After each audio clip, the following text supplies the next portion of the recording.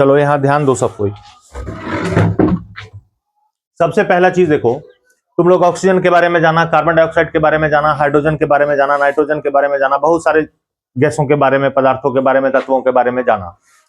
आज हम लोग जानेंगे हाइड्रोकार्बन के बारे में। किसके बारे में? हाइड्रोकार्बन के बारे में। ये भी रसायन विज्ञान में आने वाला एक बहुत ही ज्यादा इंपॉर्टेंट और महत्वपूर्ण टॉपिक है। हाइड्रोकार्बन क्या होता है? हाइड्रोकार्बन एक कार्बनिक यौगिक है जिसमें कार्बन पाया जाता हो, उसे कार्बनिक यौगिक कहते हैं, और उसके साथ कुछ और केमिकल कंपाउंड जुटे हुए रहते हैं, यानी कि दूसरा कोई रसायन, गैस या तत्व उसके साथ जुड़ा हुआ रहेगा। तो वैसी व्यवस्था को क्या कहेंगे? कार्बनिक यौगिक, जो केवल कार्बन और हाइड्रोजन परमाणु से बने होते हैं। तो हाइड्रोकार्बन जो है, इसका नाम हाइड्रोकार्बन इसीलिए पड़ा क्योंकि इसमें कार्बन है और हाइड्रोजन है, दो चीज है। दो ठो कौन सा चीज है? हाइड्रोजन और कार्बन, यानी कार्बन और हाइड्रोजन मिलकर के हाइड्रोकार्बन का निर्माण करते हैं। परमाणु से बने होते हैं। अब देखो, परमाणु तुम लोग जानते हो, किसी भी पदार्थ का अत्यंत सूक्ष्म कण जिसका खंड या टुकड़ा नहीं किया जा सकता हो, उसे परमाणु कहते हैं। तो कार्बन और हाइड्रोजन के परमाणु मिलकर के हाइड्रोकार्बन का निर्माण करते हैं, और जो मुख्य रूप से पेट्रोलियम, प्राकृतिक गैस और कोयले में पाए जाते हैं। हाइड्रोकार्बन मुख्यतः तीन चीजों में पाए जाते हैं। किसमें किसमें? एक पेट्रोलियम, प्राकृतिक गैस और कोयले में। ये ऊर्जा का प्राथमिक स्रोत है। हाइड्रोकार्बन ही जो है हमारे मतलब कि लिविंग स्टैंडर्ड में अभी ईंधन का काम करता है। किसका काम करता है? ईंधन का। ईंधन से ही ना ऊर्जा उत्पन्न होती है, तो ये ऊर्जा का प्राथमिक स्रोत है। इसी से देखो, पेट्रोलियम हो गया, प्राकृतिक गैस हो गया, कोयला हो गया, ये ईंधन के स्वरूप में ही हम लोग यूज करते हैं, और उसी ईंधन को बर्न करने के बाद हम लोगों को ऊर्जा की प्राप्ति होती है। ये प्राथमिक स्रोत है। और ईंधन के रूप में देखो, एलपीजी हो गया, है ना, प्लास्टिक पॉलीमर निर्माण में भी महत्वपूर्ण होता है। उसी से प्लास्टिक का, कल बताया था ना प्लास्टिक के बारे में, तो उस प्लास्टिक पॉलीमर का भी निर्माण हाइड्रोकार्बन से ही किया जाता है। इसके मुख्यतः प्रकार, चार प्रकार होते हैं। हाइड्रोकार्बन के कितने प्रकार हैं? चार। एक है एल्केन, दूसरा है एल्कीन, तीसरा है एल्काइन, और चौथा है एरोमेटिक।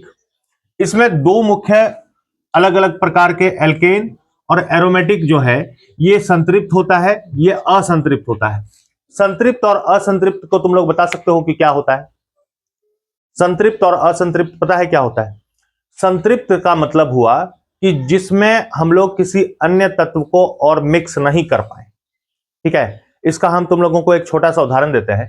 जैसे अगर तुम लोग एक पानी का ग्लास ले लो, ठीक है, उस पानी के ग्लास में धीरे धीरे करके एक एक चम्मच चीनी डालते जाओ, तो चीनी क्या होते जाएगा? घुलते जाएगा। यानी कि पानी के कणों के बीच में रिक्त स्थान है, जो चीनी के कणों को अपने अंदर अवस्थित करते जा रहा है और उसको घोलते जा रहा है। इतना बात समझ में आया? लेकिन यही प्रक्रिया अगर हम लोग धीरे धीरे लगातार करते जाएंगे तो एक समय ऐसा आएगा कि उसमें चीनी घुलना बंद हो जाएगा, है ना। उसके बाद चीनी डालोगे, चीनी वैसे नीचे में बढ़ जाएगा। इसका अर्थ यह हुआ कि पानी के मॉलिक्यूल्स के बीच में जो रिक्त स्थान था, जो गैप था, वो फिल हो गया। गैप फिलिंग के बाद वो चीनी को अपने अंदर अब एडजस्ट ही नहीं कर पा रहा है, तो चीनी वैसे को वैसे धरा चले जा रहा है। तो उस सिचुएशन को हम लोग कहेंगे संतृप्त। ठीक है। और असंतृप्त क्या हुआ? जिसके मॉलिक्यूल्स के बीच में बहुत सारा रिक्त स्थान अभी भी खाली है और वो अन्य तत्वों को अपने अंदर घोल सकता है। तो वही इसमें संतृप्त और असंतृप्त भी होता है। ठीक है। अब इसकी परिभाषा कैसे दे सकते हैं? ऐसे यौगिक जिनमें केवल कार्बन और हाइड्रोजन तत्व होते हैं, इसको हम लोग किस प्रकार से कह सकते हैं? ऐसे यौगिक जिसमें केवल कार्बन और हाइड्रोजन तत्व मौजूद होते हैं, उसे क्या कहेंगे हम लोग? हाइड्रोकार्बन। क्या कहेंगे? हाइड्रोकार्बन। अब देखो, ये हाइड्रोकार्बन नाम कैसे आया ये तुम लोग जान गया। हम लोग विज्ञान में पढ़े हैं कि अलग अलग प्रकार के तत्व होते हैं, अलग अलग प्रकार की गैसें होती हैं, अलग अलग प्रकार के पदार्थ होते हैं, धातु, है ना, सब अलग अलग प्रकार का होता है। लेकिन कभी कभी क्या होता है, ये तत्व, ये धातु आपस में मिल करके किसी तीसरे तत्व का निर्माण कर देता है ना। उसी तरह दो गैसें आपस में मिलकर के किसी तीसरे चीज का निर्माण किया हुआ है। जैसे हाइड्रोजन और ऑक्सीजन मिलकर के पानी का निर्माण कर रखा है, जिसे H2O हम लोग कहते हैं कि नहीं। उसी तरह जब कार्बन और हाइड्रोजन आपस में मिलता है तो वो हाइड्रोकार्बन बना देता है। क्या बना देता है? हाइड्रोकार्बन।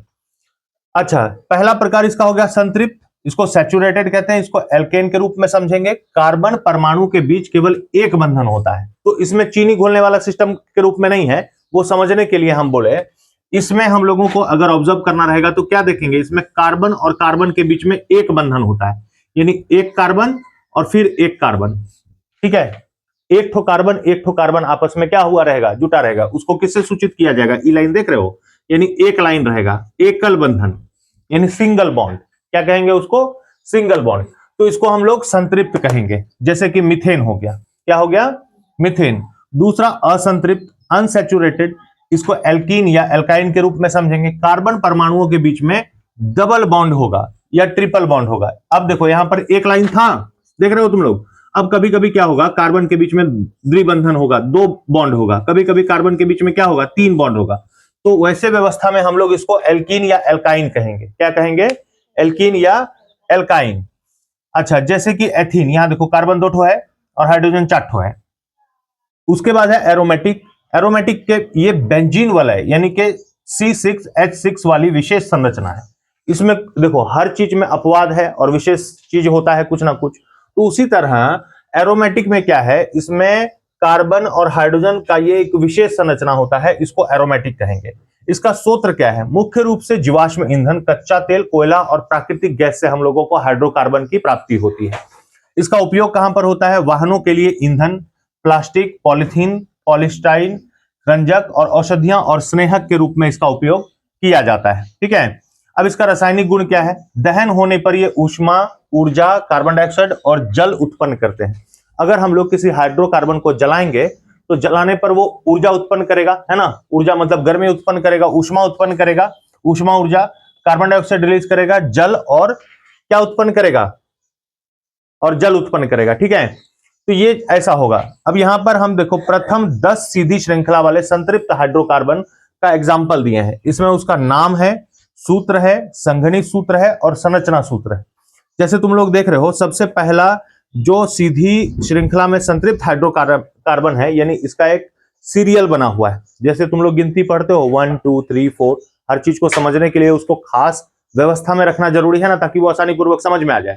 तो उसके लिए इसको एक खास व्यवस्था में सेटअप किया गया है। इसको नाम दिया गया, देखो, methane, ethane, propane, butane, pentane, hexane, heptane, octane, नोनेन और डेकेन। यानी इसको ऐसे रख सकते हो याद कि अगर एक कार्बन है, एक कार्बन जिसमें रहेगा उसको हम लोग क्या कहेंगे, मेथेन। 2 कार्बन रहेगा तो उसको एथेन, 3 कार्बन रहेगा तो प्रोपेन, 4 कार्बन रहेगा तो ब्यूटेन, 5 कार्बन रहेगा तो पेंटेन, 6 कार्बन रहेगा तो हेक्सेन, 7 कार्बन रहेगा तो हेप्टेन, 8 कार्बन रहेगा तो ऑक्टेन, 9 कार्बन रहेगा तो नोनेन और 10 कार्बन रहेगा तो डेकेन।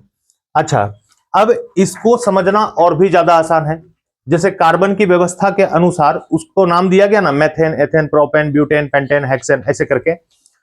एक कार्बन पर कितना हाइड्रोजन है, 4, है ना। एक कार्बन पर 4 हाइड्रोजन है। एक कार्बन पर 4 हाइड्रोजन कैसे दर्शाएंगे, देखो यहां, जैसे कि एक कार्बन है, इस कार्बन के चारों तरफ एक एक हाइड्रोजन बैठा हुआ रहता है। ठीक है, देखो एकल बंधन है, एक ठो बॉन्ड है कि नहीं है, एक एक बॉन्ड में एक एक हाइड्रोजन इसके चारों तरफ अवस्थित रहता है।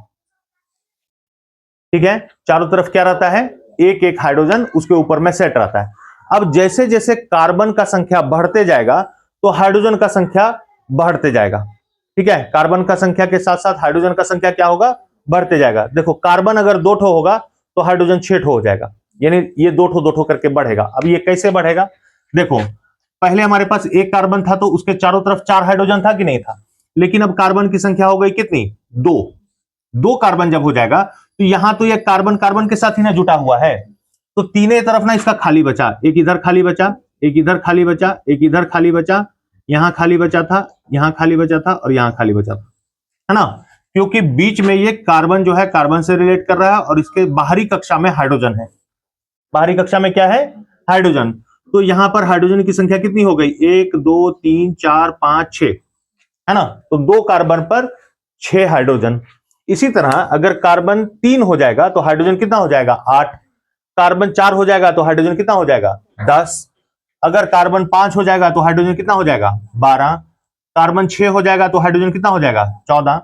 और कार्बन 7 हो जाएगा तो हाइड्रोजन 16। कार्बन 8 हो जाएगा तो हाइड्रोजन 18 और कार्बन 9 हो जाएगा तो हाइड्रोजन 20 और कार्बन अगर हमारे पास 10 हो जाएगा तो हाइड्रोजन हो जाएगा 22। यानी कार्बन की संख्या जैसे जैसे बढ़ते जाएगी वो आपस में बाउंडेशन क्रिएट करते जाएगा और बाहरी कक्षा में हाइड्रोजन को बैठाते जाएगा।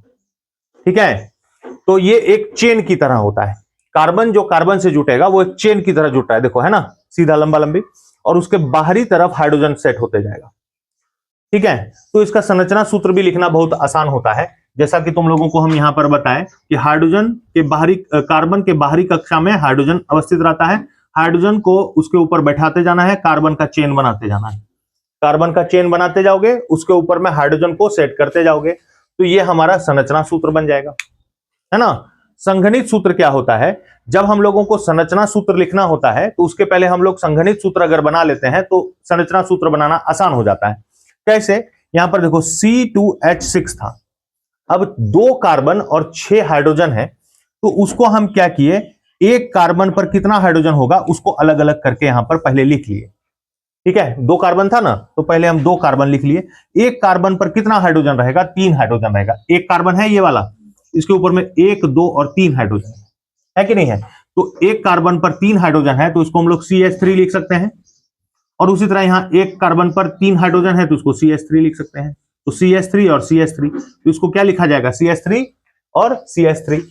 इनके बीच में कौन सा बाउंडेशन है, एकल या डबल? एकल बंधन है या डबल बंधन है?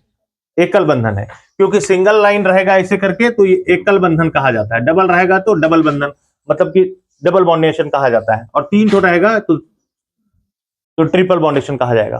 ठीक है, 3 बंधन तक इसको हम लोग जांचेंगे और जानेंगे इसके बारे में, बाकी फिर आगे का क्लास में इसके बारे में बताया जाएगा। ठीक है।